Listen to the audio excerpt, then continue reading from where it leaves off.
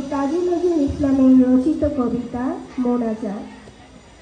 আমার এই সকল ক্ষুদ্রতা হতে বাঁচাও প্রভু উদার।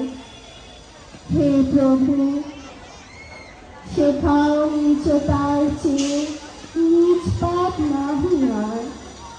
যদি সতেজ জন্ম পাপে হই পাপী, যুগ যুগান্তর নরকেও যাপি। জানি জানি প্রভু, তারও আছে ক্ষমা, ক্ষমা নাহি নিস্তার। ক্ষুদ্র করোনা হে প্রভু আমার হৃদয়ের পরিসর। যেন সমঠাই পায় শত্রু মিত্র পর। নিন্দা না করি ঈর্ষায় কারো, অন্যের সুখে সুখ পাই আরো।